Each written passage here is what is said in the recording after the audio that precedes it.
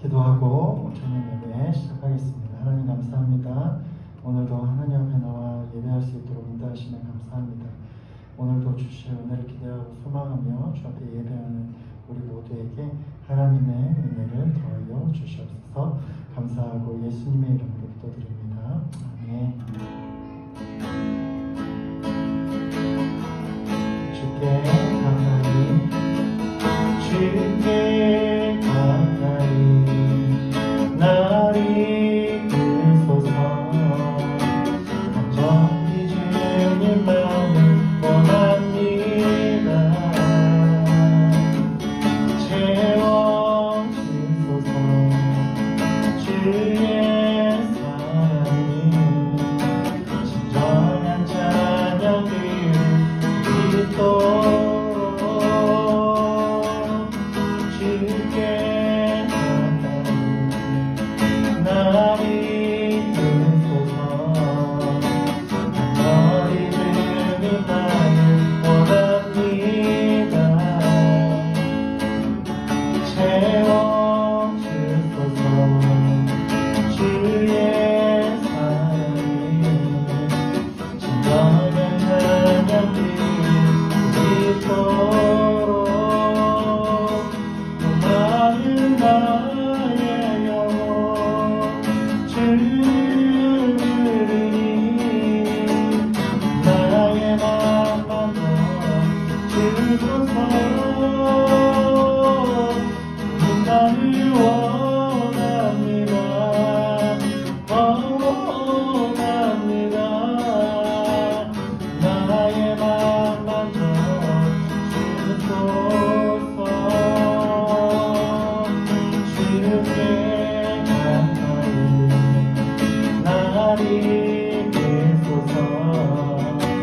온전히 주님 나를 원합니다. 채워주소서. 주의 사랑이 진정한 찬양을 믿도록 나는 나의 영혼 주를 부르니 나의 맘만 더 주소서. 나를 원합니다. 원합니다. 나의 맘만 더 주소서. 나는 나의 영혼 주를 부르니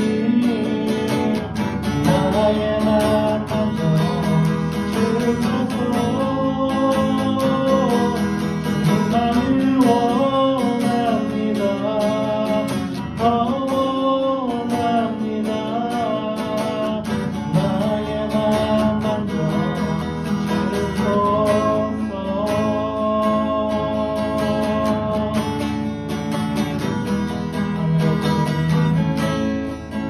하늘을 열어소서.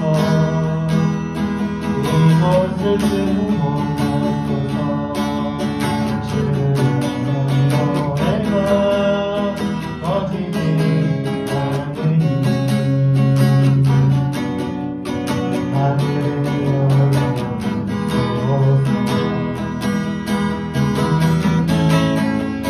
이곳에 일어나소서. 주님을 기다립니다.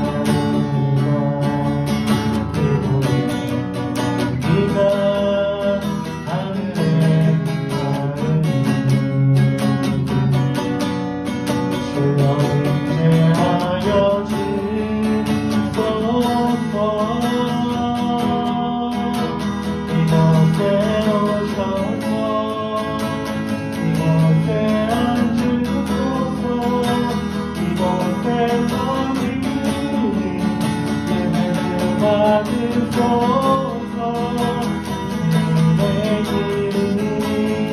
주님의 이름만이 우리 주의 이름만 이곳에 있습니다.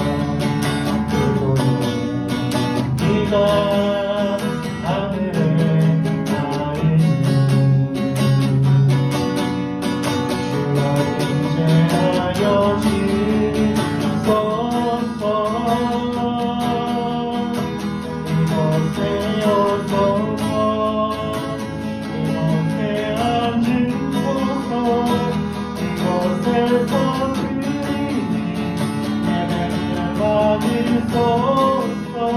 주님의 이름이 주님의 이름만이 오직 주의 이름만 이곳에 있습니다.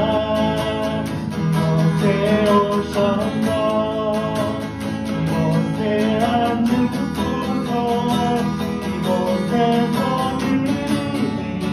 예배를 받으소서. 주님의 이름이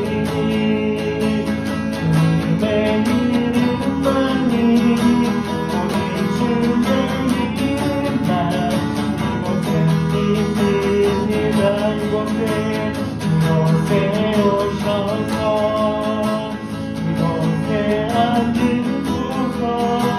이곳에서 받으소서.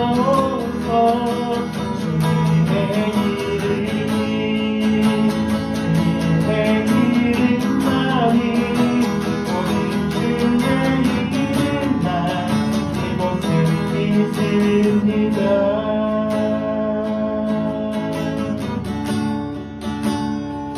아버지 하나님, 시간을 잡으러 예배하는 우리 모두에게 하나님의 음성을 듣게 하시고 하나님의 말씀 가운데 나아가게 하여 주시고 이 시간 간절히 기도하며 예배하는 우리 모두에게 하나님의 은혜를 더하여 주시고 우리의 목마른 신령 가운데 하나님의 주시는 역사를 허락하여 주시옵소서.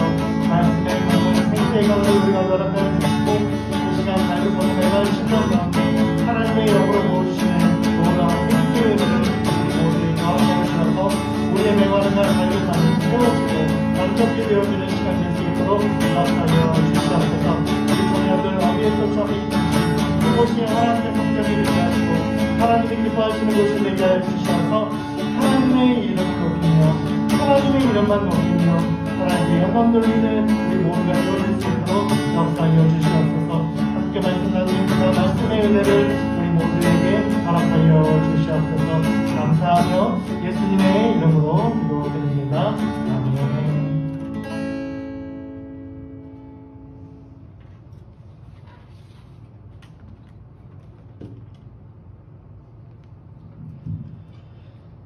함께 말씀 보겠습니다. 오늘 말씀은 마가복음 4장 3절부터 9절까지 말씀입니다.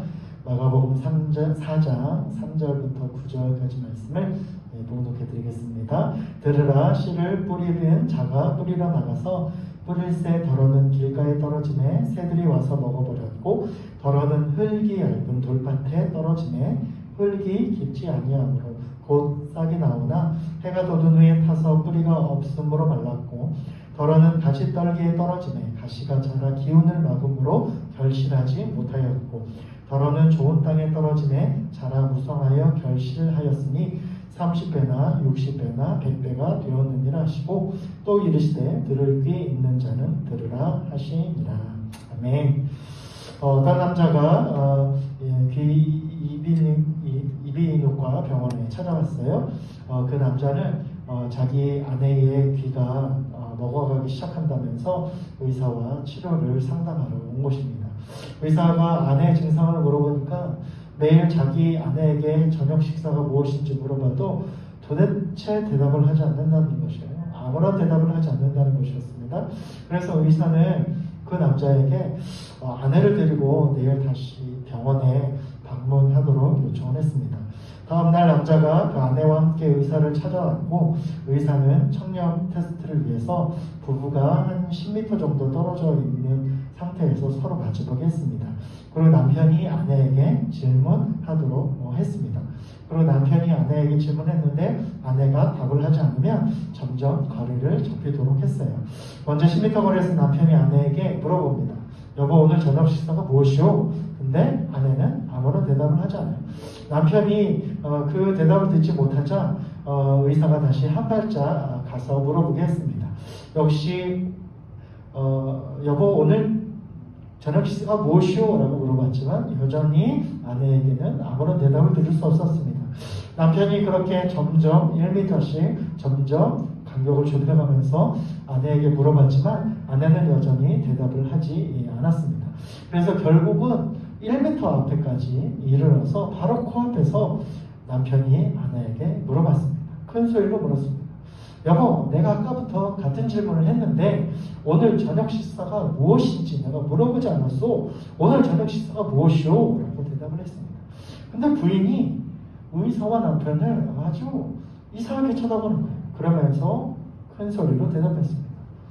여보, 아까부터 내가 같은 대답을 했는데 오늘 저녁은 스파게티라고 아까 멀리 있을 때부터 계속 얘기했잖아요. 라고 얘기를 했습니다.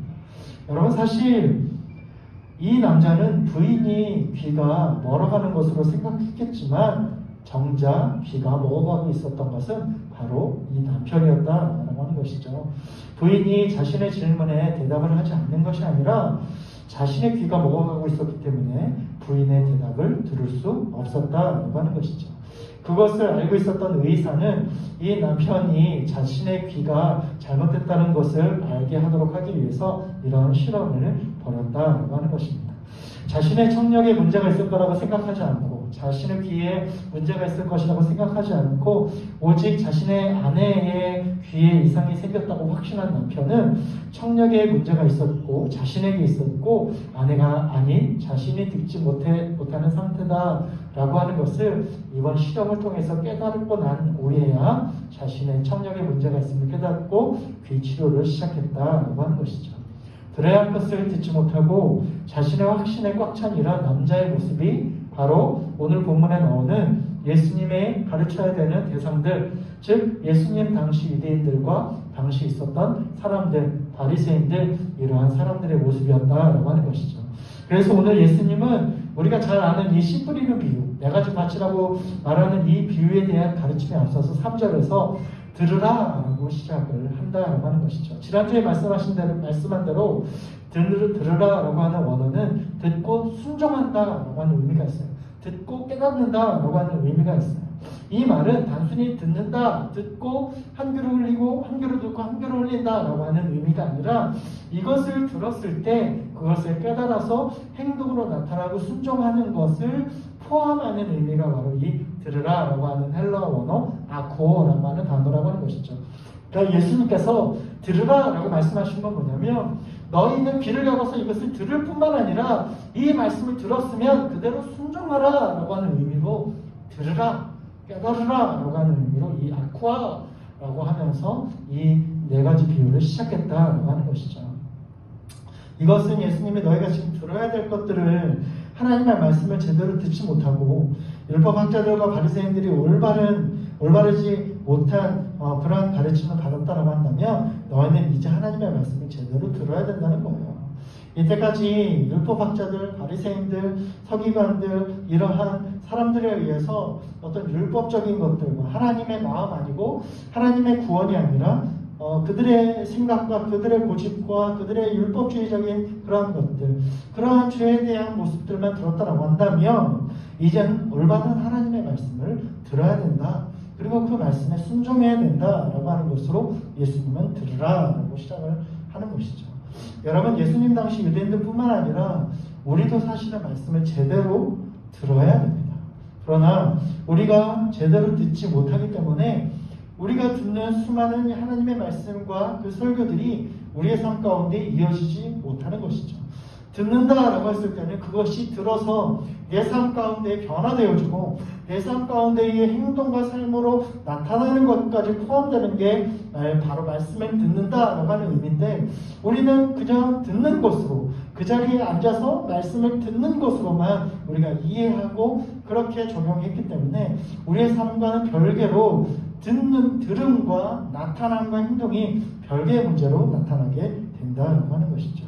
그리고 정말 들어야 될 하나님의 말씀과 음성에 귀를 기울이지 않고 오히려 세상과 사람의 소리나 평가에 귀를 기울이거나 내 목소리나 내 생각에 귀를 기울인다면 우리는 정말 들어야 될 하나님의 말씀을 듣지 못한다라고 하는 것이죠.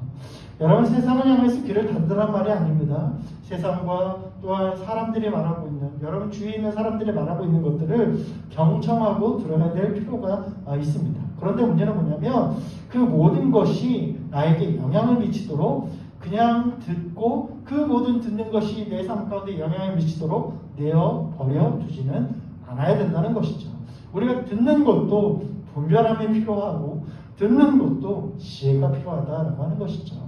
여러분, 우리가 듣는 것이 무엇입니까? 여러분들에게 또 우리에게 들려지는 그 모든 소리들과 음성들과 그 모든 듣는 것들은 사실은 우리에게 유익한 것도 있지만 우리에게 유익하지 않은 것들이 있어요. 이것이 세상으로부터 나온 것인지 하나님의 음성인지 이것이 나에게 유익한지 유익하지 않은지를 분별하는 지혜가 우리 가운데 필요하다라고 하는 것이죠. 그 지혜가 어디서부터 나옵니까? 말씀에서부터 나오고 믿음에서부터 나오고 하나님의 음성과 세상의 음성을 구별하는 지혜에서부터 출발한다라고 하는 것이죠. 그렇기 위해서는 우리가 무엇을 먼저 들어야 됩니까? 하나님의 음성을 들어야 되고 하나님의 말씀을 들어야 되고 하나님께서 우리에게 뭐라고 말씀하시는지를 귀를 기울여야 된다라고 하는 것이죠. 여러분들에게 지금 듣고 있는 것이 무엇입니까? 나의 눈이 지금 어디로 향하고 있습니까? 나의 귀가 어디에 집중하고 있는지 우리가 잘 살펴보기 바랍니다. 세상은 많은 것들을 우리에게 요구하죠. 많은 정보들이 있어요. 지금은 정말 정보화 시대라고 얘기하는데 정보화 시대에 맞게 우리가 단편적으로 어떤 뉴스나 TV나 라디오나 옛날에는 신문이나 이런 것들로만 우리가 정보를 접했는데 지금은 인터넷과 또한 어떤 핸드폰 이런 것들이 너무 발달했기 때문에 우리가 사실은 분별하기도 어려울 정도로 수많은 정보들이 우리 가운데 몰려들고 있습니다. 근데 그것이 어떤 사람들에게는 유익이 되고 그것이 어떤 사람들에게는 그 사람에게 이익이 될 수 있지만 어떤 사람에게는 그것이 혼란스럽고 분별하지 못하고 오히려 뒤처지게 만드는 그러한 정보가 될 수 있다고 하는 것이죠. 그리고 정말 들어야 될 것들을 듣지 못하는 어리석은 가운데에 그것이 우리를 분별하지 못하게 넘어뜨리게 만들 수 있다는 것이죠. 그래서 지금 이 시대에 오히려 우리가 분별할 수 있는 지혜가 필요해요. 오히려 우리 가운데 우리의 영과 우리의 마음과 우리의 생각을 사로잡고 있는 이 수많은 정보 속에서 우리가 들어야 될 것이 무엇인지를 분별하는 것이 필요합니다. 예수님은 오늘 말씀에 들으라라고 말씀하세요. 이 들으라라고 말씀하시는 것은 너희가 들어야 될 것들을 들으라라고 말하는 거예요. 이때까지 듣지 말아야 될 것들을 들었던 삶에서 이제는 벗어나서 이제는 하나님의 진리가 아닌 것에 반응하고 그러한 삶을 따랐고 살았던 그러한 모습에서 이제는 정말 진리를 듣고 정말 하나님의 말씀을 들어야 된다라고 하는 예수님의 강한 명령과 권면이 바로 들으라라고 하는 것이죠. 들으십시오 라고 하지 않아요. 제발 들으라라고 말하지 않아요. 들으라 명령인 것이죠. 너희가 이때까지 들었던 모든 것을 듣지 않고 정말 들어야 될 것들을 들으라라고 예수님께서 말씀하십니다. 여러분, 우리의 귀가 어디를 향하고 있는지, 우리의 눈이 어디를 향하고 있는지 이 시간 돌아보기 원합니다. 세상의 것들 중에서도 정말 진리, 하나님으로부터 오는 유익한 것들을 우리가 들어야 될 필요가 있죠. 분별할 필요가 있죠. 그래서 우리가 우리의 믿음 가운데 하나님의 말씀에 반응할 뿐만 아니라 세상의 소리에도 우리가 분별할 수 있는 지혜를 달라고 구하는 것이 필요하다라고 하는 것이죠.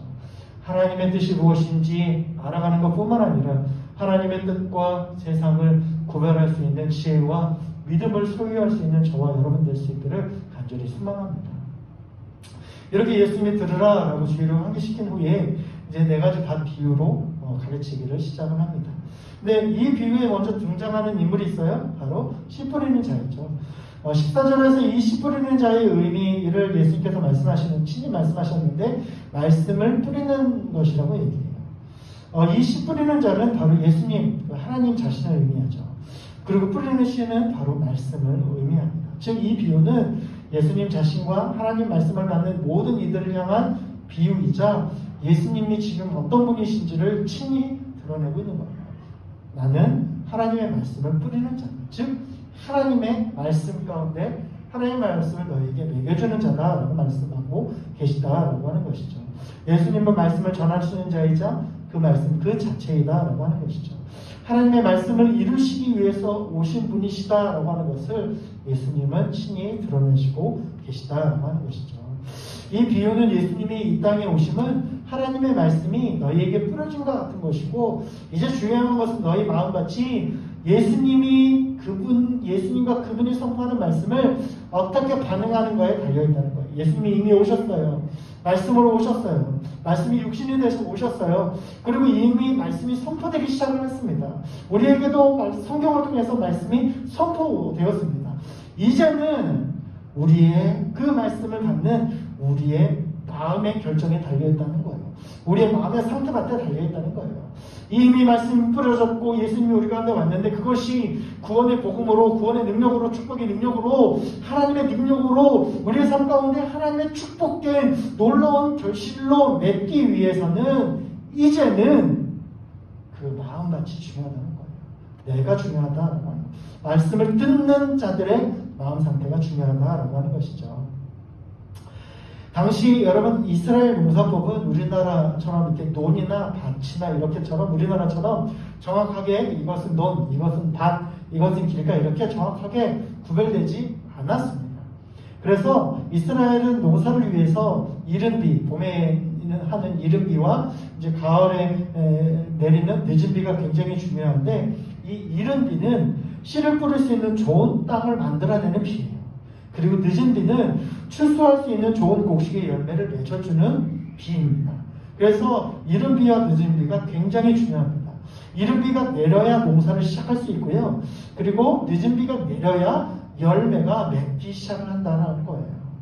또한 이스라엘의 밭은 우리처럼 일정하게 구역에 나눠진 것이 아니기 때문에 밭이라고 해도 비가 한 번 오면 그게 밭인지 길인지 구별하지 않았어요. 이 광야 사막 지대인 중동 지역이에요.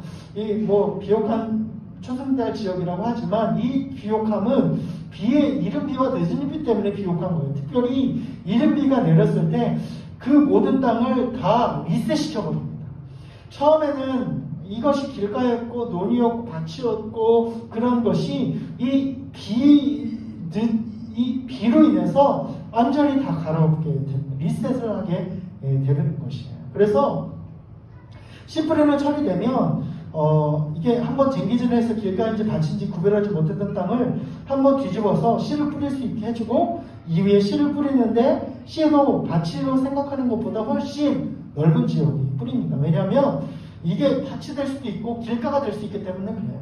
우리처럼 이거는 이제 밭이니까 앞으로 여기는 밭으로만 사용해 라고 할 수 없어요. 왜냐하면 그때마다 이게 밭이 될 수도 있고 길가가 될 수도 있기 때문에 어느 것이 길가이고 어느 게 밭이 되는 것은 사실은 그때 다르기 때문에 그렇기 때문에 어떤 것이 밭이 될지 모르기 때문에 씨를 충분히 모든 곳에 다 뿌려준다고 합니다.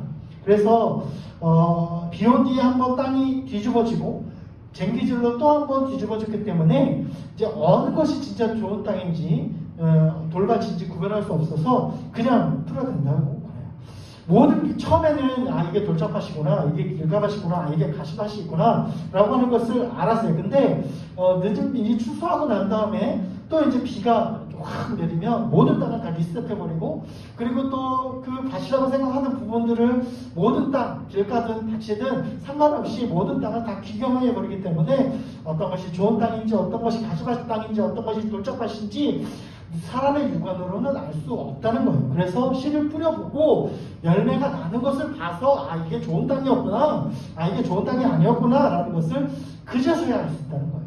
그래서 그 봄철에 이른 비가 내린 다음에 쟁기질하고 씨를 뿌리는 그 씨가 굉장히 중요합니다. 얼마만큼 좋은 땅에 많은 씨를 뿌리느냐가 굉장히 관건이기 때문에 근데 이게 좋은 땅인지 아니면 길가밭이 될 땅인지 알지 못하기 때문에 무조건 뿌려대는 거예요. 모든 씨를 다 뿌려대는 겁니다. 그리고 그 씨가 잘 흙 속에 묻힐 수 있도록 한 번 더 쟁기질을 합니다. 그리고 목자들을 데리고 와서 양과 염소를 데리고 와서 그 땅을 밟아줍니다. 그 양들과 소와 염소들이 그 땅을 밟아줘요. 그러고 난 다음에 기다립니다. 그러고 나면 사람들이 또 많은 왕래하기 시작하면 자연스럽게 길가밭이 되고 또 어느 곳은 또 가시떨기가 이렇게 나오기도 하고 어떤 때는 또 열매가 나오기도 하고 어떤 땅은 돌짝밭이 있기 때문에 아예 씨가 나오다가 이렇게 멈출 수도 있고 그것은 아무도 모르는 거예요. 그래서 농부의 역할은 무조건 이게 어떤 밭이 좋은 밭인지 알지 못하기 때문에 뿌리기 시작한다는 것이죠. 씨 뿌려진 이후에 사람들이 많이 다니면 그것이 길가밭이 됩니다. 흙이 얇은 돌밭이 숨겨져 있는 곳이라면 거기는 돌밭이 됩니다. 씨 뿌리는 곳에 가시떨기 뿌리가 여전히 있었다라고 한다면 가시떨기와 그 싹이 같이 나와서 가시떨기가 그 싹을 죽일 겁니다. 그러나 제대로 된 밭이라고 한다면 그 씨는 열매를 맺게 되고 풍성한 과실을 얻게 될 것입니다. 중요한 것은 이것이에요. 예수님은 차별 없이 모든 사람을 위해서 이 땅에 오셨다는 거예요. 그 사람이 길가밭이었든지 돌짝밭이었든지 그 사람의 마음 가운데 가시떨기가 있든지 좋은 밭이었든지 상관없이 예수님은 모든 사람들에게 공평하게 오셔서 공평하게 예수님의 말씀을 전하고 뿌리셨다는 거예요. 특정한 사람들, 유대인들 혹은 나는 좋은 사람들, 이 사람은 원래부터 길가밭이었기 때문에 돌짝밭이었기 때문에 가시밭이었기 때문에 어차피 말씀을 뿌려도 그 말씀이 나지 않아 라고 예수님 말씀하지 않으신다는 거예요. 예수님의 이른비가 하나님의 이른비가 임하게 되면 모든 마음밭, 그 모든 밭이 모든 땅이 리셋이 되고 그것이 어떤 땅인지 알지 못하는 것처럼 예수님은 그들의 마음밭에 우리의 마음밭이 그 이전 어떤 것과 상관없이 예수님은 씨를 모든 이들에게 공평하게 뿌린다라고 하는 것이죠. 유대인들도 로마인들도 헬라인들도 수많은 이방인들도 예수님의 말씀을 받을 만한 마음밭이 있다라고 한다면 그 땅은 풍성한 열매를 기대하겠지만 예수님을 잘 믿는다고 얘기하는 바리새인도 예수님을 잘 섬긴다고 하는 율법학자 서기관들도 그 마음밭이 가시떨기고 돌짝밭이고 길가밭이라고 한다면 아무리 그 마음과 예수님을 잘 믿는다라고 입술로만 얘기해도 그 마음밭에 따라서 열매가 나타나지 않는다라고 하는 것이죠. 예수님 우리에게 넌 전에 길가밭이었기 때문에 넌 여전히 길가밭이야. 너는 말씀을 들을 필요가 없어 라고 말씀하시지 않는다는 거예요. 과거에 난 길가밭이었고 과거에 난 돌밭이었고 과거에 난 가시밭이었기 때문에 열매를 기대할 수 없다라고 예수님 우리에게 말씀하지 않으신다는 거예요. 예수님 상관없이 우리에게 뿌리신다라는 거예요. 예수님의 은혜를 우리에게 구원의 은혜를 우리에게 뿌리신다라고 하는 것이죠. 왜냐하면 이른비가 오면 그 모든 땅은 다시 열매를 맺을 수 있는 기름진 땅이 될 수 있는 기회를 얻기 때문입니다. 그래서 이른비는 모든 땅을 리셋시키는 하나님의 은혜입니다. 이른비를 통해서 모든 땅이 하나님의 은혜의 말씀, 예수님을 맞을 만한 땅으로 준비될 수 있기 때문입니다. 신명기 11장에 모세가 마지막으로 이스라엘 백성들 가나안 땅에 들어가기 전에 이스라엘 백성들에게 유언하면서 이렇게 얘기합니다. 내가 오늘 너희에게 명령하는 이 명령을 너희가 만약 청종하고 너희 하나님 여호와를 사랑하여 마음을 다하고 뜻을 다하여 섬기며 여호와께서 너희 땅에 이른비와 늦은비를 적당한 때에 내리시리니 너희가 곡식과 포도주와 기름을 얻을 것이고 가축을 위하여 들에 풀이 나게 하시고 너희를 배부르게 하실 것이다 라고 신명기 11장에 말씀하고 있어요. 예수님의 비유는 이 신명기 말씀에 대한 거예요. 너희가 마음같이 그 이전에 왔었든지 그 이전에 광야와 같은 메마른 땅이었다고 할지라도 길가와 돌짝밭과 세상에 나아갔던 가시밭과 같은 마음이었다고 할지라도 예수님의 하나님의 이른비를 통해서 그 마음이 기경되고 하나님의 말씀이 뿌려져서 심기어져서 열매를 나타나는 좋은 땅이 될 수 있도록 이른비를 풍성하게 예수님이 주시겠다라고 하는 거예요. 근데 그 조건이 뭐예요? 너희가 하나님 말씀을 청종하고 하나님을 사랑하고 하나님을 마음을 다해 섬기는 것. 하나님을 사모하고 하나님을 기대한다면 신명기의 말씀이 이루어질 뿐만 아니라 지금 너의 마음에도 하나님이 이른비와 늦은비를 주셔서 풍성한 은혜를 허락하시겠다라고 하는 것이죠. 그리고 그것의 시작은 들어야 된다는 거예요. 하나님의 말씀을 들어야 된다는 거예요. 하나님의 말씀을 듣기 시작할 때 그것이 바로 이른비가 될지 아니면 여전히 아무런 감동이 없는 마음이 될지 듣는 것부터 시작된다는 거예요. 하나님의 은혜가 바로 이것입니다. 하나님 비는 모든 사람에게 공평하게 됩니다. 어떤 사람에게는 내리고 어떤 사람에게는 안 내리고가 아니에요. 모든 땅에 하나님은 공평하게 비를 주십니다. 마찬가지로 우리에게도 모든 사람에게 공평하게 하나님은 비를 주시고 은혜를 주시요. 근데 그 은혜를 받는 그 비를 받는 땅이 어떤 땅이냐에 따라서 그 비가 그 땅을 풍족하고 좋은 땅으로 만들 수 있지만 그 어떤 땅은 그 땅이 여전히 가시떨기와 여전히 돌짝같이 기경되지 않아서 그 땅은 여전히 과실을 못 맞는 좋지 않은 땅이 될 수 있듯이 우리도 예수님은 동일하게 우리 모든 사람에게 동일하게 은혜를 부어주시고 은혜의 비를 부어주십니다. 그런데 우리가 그것을 들을 만한 그것을 맞을 만한 기경될 만한 좋은 가치로 될 수 있는지 아니면 여전히 이전과 같은 그 좋지 않은 땅으로 있게 될지는 우리의 마음의 결정에 달려있다라고 하는 것이죠. 하나님의 은혜는 모든 땅에 골고루 뿌려주십니다. 농부는 씨를 어떤 땅에 뿌리고 어떤 땅에는 작게 뿌리고 어떤 땅에 많게 뿌리고 이렇게 차별하지 않아요. 농부는 씨를 좋은 밭과 나쁜 밭을 구별하지 않고 뿌립니다. 좋은 밭과 나쁜 땅 구별 없이 모든 땅에 뿌려진 그 씨는 나쁜 밭에 떨어졌다고 할지라도 그 밭이 이른비를 통해서 좋은 밭이 되어서 좋은 열매를 맺을 수 있어요. 그러나 좋은 밭이라고 생각했던 곳이 오히려 가시로 말미암아 나쁜 밭이 될 수 있는 것이죠. 그 기회는 바로 이른비 그리고 들을 수 있는 우리의 마음이다라고 하는 것입니다. 내가 지금까지 딱딱한 길가였든지 돌짝가시였든지 가시 같은 마음이었는지 상관없이 하나님은 오늘도 신실하게 때를 따라서 이른 비와 늦은 비를 내려주시는 분이심을 기억하고 여러분의 마음 가운데 먼저 하나님의 그 비로 촉촉하게 우리의 마음을 만져달라고 기도합시다. 그리고 이 시간 은혜의 담비를 허락하여 주셔서 우리가 좋은 밭으로 그렇게 귀경되어지는 기회를 얻을 수 있도록 말씀의 은혜, 축복의 은혜가 우리의 삶 가운데 이루어질 수 있도록 세상 가운데 세상의 가시 때문에 힘들고 어렵고 상처받은 우리의 마음에 예수님의 그 은혜의 비로 말미암아 우리가 씻김받고 회복되어지고 말씀으로 말미암아 풍성한 축복의 은혜와 열매를 얻게 되기를 소망하면서 하나님께 나아갈 수 있는 저와 여러분 우리 모두가 될 수 있기를 간절히 소망합니다. 기도하시겠습니다. 하나님 감사합니다. 오늘도 우리에게 말씀하여 주시고 말씀 듣고 깨닫게 하여 주심에 감사를 드립니다. 아버지 하나님, 이전에 우리가 길가밭이었든지 가시밭이었든지 돌짝밭이었든지 좋은 밭이었든지 상관없이 하나님의 때에 하나님의 이른 비, 그 은혜의 비를 우리 가운데 허락하여 주시어서 그 마음의 상태를 다시 한번 비교하여 주시고 좋은 밭으로 인도하여 주신다는 사실을 우리가 기억하고 하나님 우리의 삶 가운데 날마다 주님의 은혜의 비를 소망하고 우리의 마음같이 주님의 은혜로 말미암아 귀경되어지는 축복을 우리 가운데 사모하고 소망하며 주 앞에 나아갈 수 있도록 인도하여 주시옵소서. 이 시간도 주 앞에 나와서 예배한 우리 모두에게 하나님의 성령의 은혜를 도와주시고 주시고 또 일주일의 삶 가운데도 하나님의 축복된 삶을 살아갈 수 있도록 역사하여 주시옵소서. 그렇게 하실 주님을 기대하고 소망하고 감사드리며 예수님의 이름으로 기도드립니다.